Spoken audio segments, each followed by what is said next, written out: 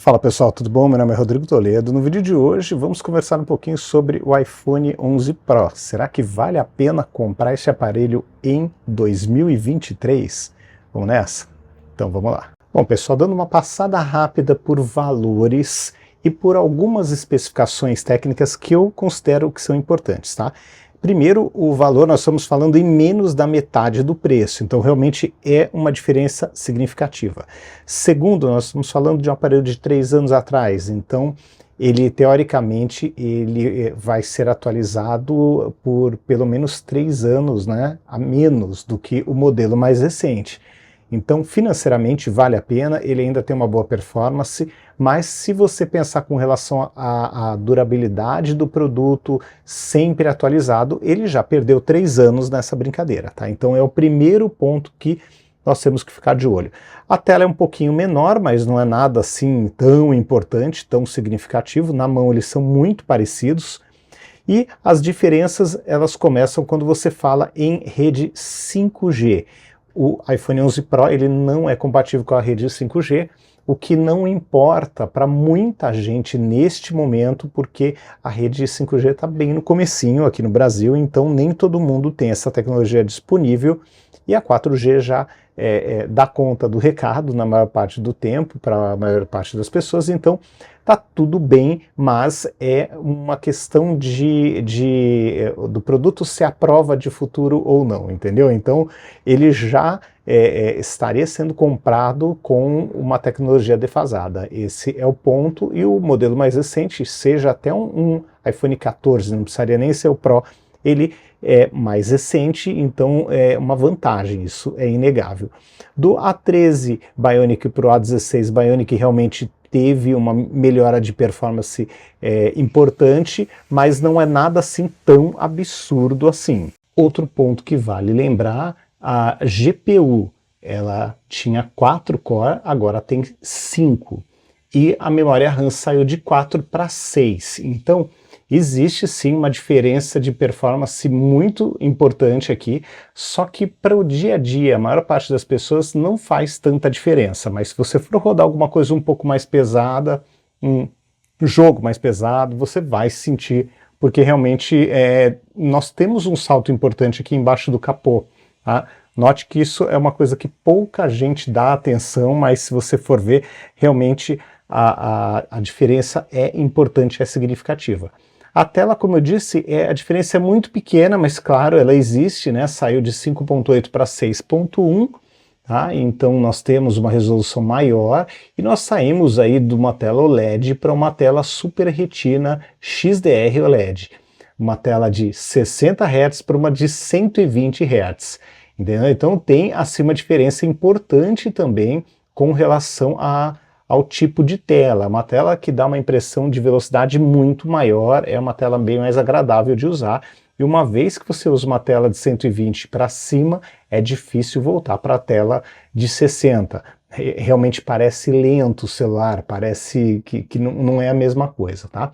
Bom, agora vem outro grande ponto de mudança, que são as câmeras.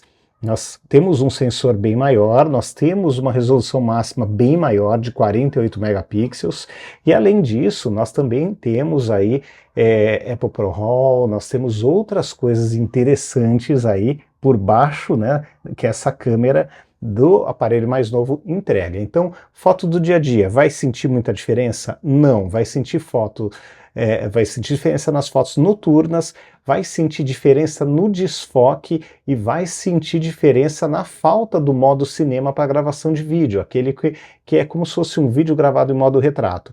Então, o aparelho antigo não vai estar te entregando essas coisas, essa evolução da câmera, que é significativa. Quando você compara fotos em ambientes mais escuros de um aparelho para o outro, por mais que são apenas 3 anos, não é tanto tempo assim, mas o salto foi muito grande em fotos noturnas e também nessa questão do desfoque das fotos. Realmente está bem interessante, bem melhor.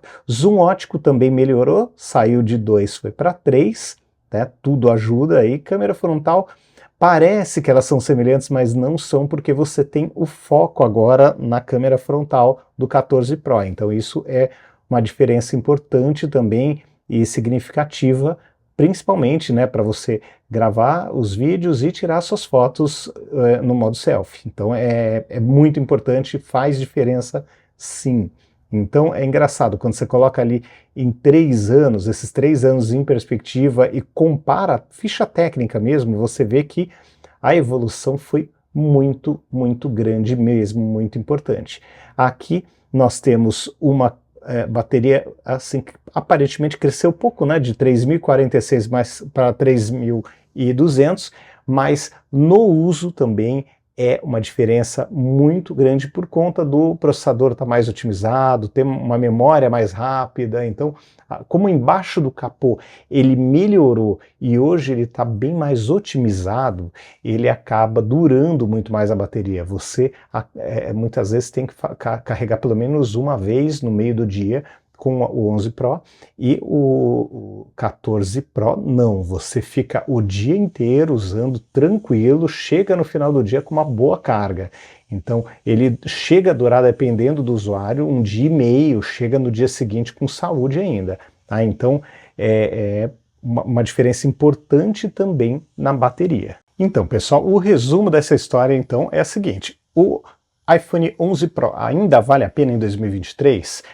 Se você tiver com uma grana assim mais apertada, mais justa, pode valer a pena, mas você tem que colocar o seguinte na balança: você vai ter uma performance um pouco inferior, mas vai rodar um grid autosport, vai rodar um game normalmente com a resolução no máximo, os mais recentes, tranquilamente, mas ele vai esquentar um pouquinho mais, a bateria vai durar um pouquinho menos, porque ele vai estar no sacrifício ali maior do que o 14 Pro, por exemplo. Então tem esse ponto aí de performance, ele vai conseguir fazer as coisas, mas com um pouco mais de sofrimento. Câmeras, vai ter perda sim de câmera, porque ele tem um modo, um desfoque inferior, seja para fotos ou para vídeos. Vídeo ainda é pior, porque ele não tem, em foto ele tem o modo retrato, em vídeo ele não tem o modo cinema, então você não vai conseguir fazer aquele vídeo com desfoque. Não vai ter todo aquele Apple ProRAW, você não vai ter os modos avançados, você vai ter uma câmera principal com 12 megapixels e não 48 megapixels, então você tem uma série de perdas e fotos noturnas vão sair piores, o desfoque normalmente vai sair pior e a câmera frontal não tem o foco como tem o modelo mais novo, tá? Então você tem perdas aí importantes, significativas na câmera, mas não é nada que vai matar o usuário comum. O usuário comum consegue sobreviver com essas coisas tranquilamente, tá? Um ponto que eu acho que é um pouco de maior atenção: você vai ter um consumo de bateria maior desse aparelho, talvez pelo processador, talvez pelo conjunto mesmo ser mais antigo. Para rodar o sistema mais novo ele sofre um pouquinho mais, então ele vai aquecer um pouquinho mais e vai gastar mais bateria. Você vai chegar no final do dia sem carga, ou vai ter que fazer cargas aí no decorrer do dia, dependendo do teu uso. Esse é um ponto importante.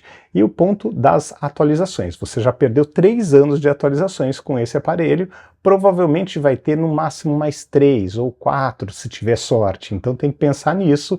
Ele não vai ter uma vida tão longa sendo atualizado quanto um aparelho mais recente. Então, de repente, vale a pena pensar num 12 normal, ou de um 13 normal, dependendo do preço, e pular o Pro, entendeu? Você vai perder uma lente, não vai ter aquele zoom, mas você vai conseguir um aparelho um pouco mais recente e vai te dar 1, 2 anos a mais de uso, pensando em atualização e pensando em processador. É uma compra mais interessante. Mas o preço tá baixo hoje, né, comparado com o que estava antes e comparado com o novo, né, tá menos da metade. Tem que colocar na balança essas coisas, todos esses pontos levantados no vídeo. E assim, minha recomendação pessoal, se fosse no meu caso, eu só compraria se fosse com 128 GB para cima, que tem muito modelo de 64 por aí. Eu compraria de 128 para cima, ou 256. Nem lembro se tem, talvez tenha, precisa dar uma pesquisada, mas nunca 64. E eu acho que, assim, é legal, o acabamento é legal, ele é mais bonito, é um aparelho mais premium do que um 12, do que um 13, tá? Dá uma impressão de ser um aparelho um pouco mais barato. Mas tem que pensar em todas essas questões de atualização, qualidade de câmera e performance antes de fechar a compra, para fechar consciente, fechar assim de uma maneira legal, né? Para não ter arrependimento. Mas é isso.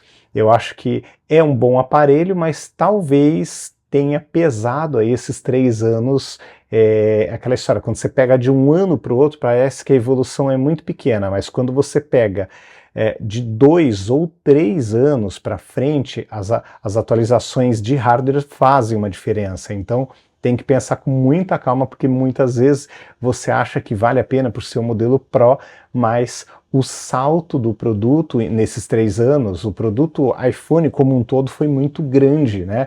E de um ano para o outro você acha que foi pequeno, mas quando você coloca aí esses 3 anos em perspectiva, realmente mudou muita coisa e os aparelhos mais recentes estão bem melhores. Então tem que pensar com muita calma. Eu pegaria um 12 ou um 13 se desse o dinheiro, tá? Não pegaria um 11 Pro neste momento, não, tá bom? Então é isso, um grande abraço para vocês, até o próximo vídeo, tchau, tchau.